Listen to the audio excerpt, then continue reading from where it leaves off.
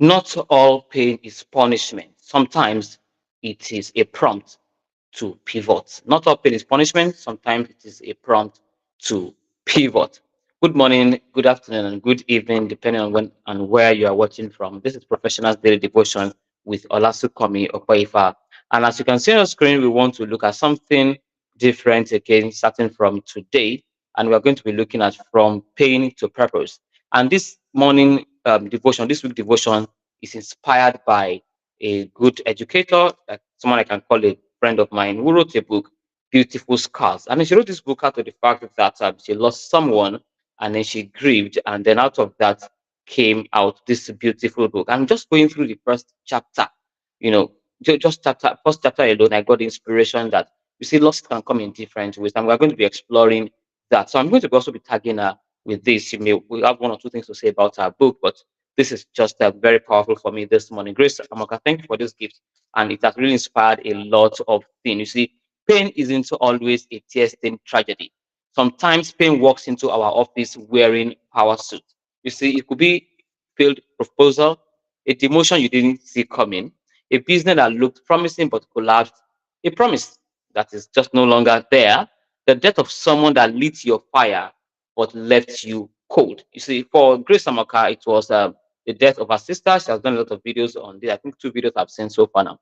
And then she has written books and she has talked about this a lot. She didn't speak at first. She was really grieving, but somehow she took the situation in a different way. She staged like a 30 days um, a form of tribute for the sister. And in the process of writing during the 30 days, I think about 3 days into the 30 days, she decided to write something down. Okay, so the grief now became a book. The book became a tribute, and the tribute has become a voice, not just a voice for her, for so many of us. Professionals too grieve in one way or the other, but the strongest one, okay, among professionals are the ones that don't just move on, but they just move through also. They move through the process. So let's see what research says about grieving, failure, and the rest. Okay.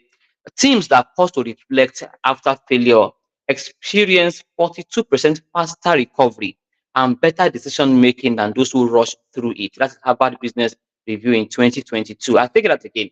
Teams that pause to reflect after failure experience 42% faster recovery, and then they can also make better decisions for themselves. Yale Center for Emotional Intelligence says that suppressed pain in professionals, it leads to emotional burnout. When you suppress it, it leads to emotional burnout, decreased confidence, and about 31% drop in creative problem solving. Wow. So you don't want to suppress it. We're going to be looking at strategies that you can use today. And finally, MIT Sloan says companies that integrate meaning making practices after setback are more resilient and experience up to 25% higher performance growth in the next fiscal year.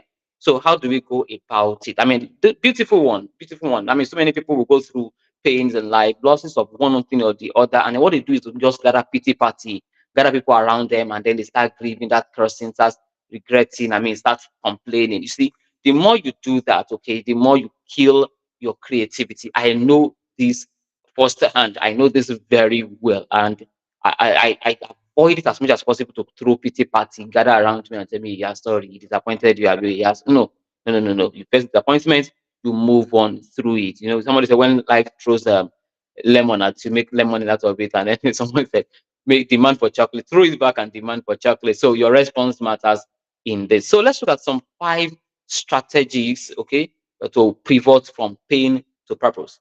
Number one, know that pain has a voice, so listen to it.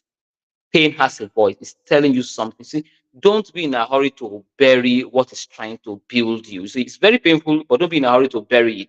Why not build something out of it? Instead of masking it with business and then no, let's talk about it. Let me show you an example of a company. Netflix was rejected by Blockbuster, and Airborne was also turned down.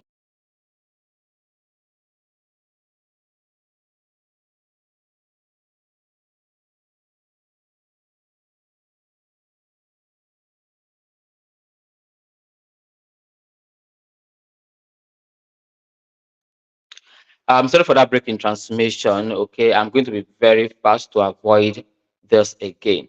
Secondly, purpose does not. Okay, let me quickly take that a game. Netflix was rejected by Blockbuster. I think they wanted to sell their Netflix wanted to sell their company for about $50 million, and they were rejected. Airbnb was also turned down by 7 investors, but they didn't listen to um, the okay rather I think they listened I want to put it this way now. They listened rather to the pain. Okay, they listened to the pain, they listened to the rejection, they adjusted. I love that part. They adjusted and then redefined the future of entertainment and travel today. Secondly, purpose doesn't always start with passion. Purpose most of the time does not start with passion. You see, at times it starts with pain. Some of the world's greatest missions start with heartbreak. It's something that just happens somewhere and then you decide to just go in a direction. You remember Oprah Winfrey? Oprah Winfrey was told that she was not fit for TV. I mean, you know the story today now. Now she runs most iconic media brand built for compassion and resilience. You see, your purpose might just be in that heartbreak. Don't just lose it. Okay. All right. Not all. Don't wait for passion. You may not see passion. You may see pain. So your purpose may be lying in there as your company and what you want to do differently. Number three, there, hope is a mindset, not a mood. You say you are hopeful. It is not just the current mood you find yourself. It's not just a feeling. It's a mindset. It's something you consciously do. Believing again is the first comeback strategy. Why not believe in yourself? Okay, that I can do this. I mean, you just have experienced a very big loss now, or something has happened to you, and you are a school owner, or you are a teacher, and then your creativity was not recognized. Okay, instead of you feeling sad, okay, you can launch into something. And hope isn't something that is soft, something that you actually work on. It's something that you build on. Number four, chronicle your journey. Don't just heal, but document. So that's why I said I love what Grace Amoka did. Okay, every scar is a syllabus. Why not write something down about it? So it's guiding you into something. Okay, you can make a beautiful course out of that. When I remember the story of that donkey that was about to be buried. You see, the more death thrown on the donkey, the more he steps on it. So when life is throwing things at you, okay, why not step on it? Okay, and then move up a little bit, shake it off, and then step on it, shake it off, and step on it. So every scar is a syllable. It's telling you something. Why not document it? Even when you heal, document your pain might one day become a page, a talk, a model, or a movement. Turn your mess into mentorship. Someone needs it and to survive. Actually, I mean, this is really inspiring me this morning. Because I couldn't just get enough of it when I started going through reflection of the first chapter at all. Somebody went through this and then a beautiful material is out of it. Your value does not disappear with loss. You need to know that. So finally, the fifth strategy, your value does not disappear with loss. It is just a loss. You still remain Olasukami. You still remain that intelligent professional. Okay, your value has not diminished. So you are not less valuable because something happens to you, okay, because you have a loss. No, you are not less valuable. You are still sound. So build on, learn from that mistake. Okay, it was only just giving you a white paper, okay, a white sheet to write something new on. In fact, I want to say you are even more valuable because you now carry a depth, you carry an experience that probably some people do not carry. So it leaves you with three things, okay? It leaves you with empathy, it leaves you with strategy, and it leaves you with clarity. So, what's our reflection this morning?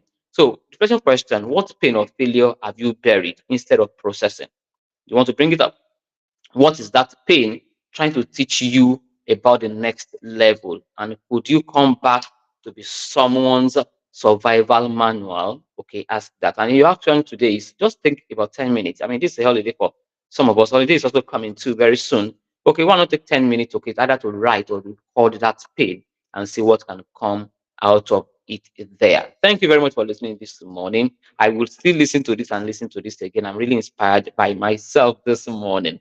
So I'm going to take these words of affirmation and you say it with me and mean it. Okay, kindly mean it. I do not shrink from pain. I listen, I learn, I lead through it. My pain is not my ending. It is the evidence that purpose is knocking. I love this.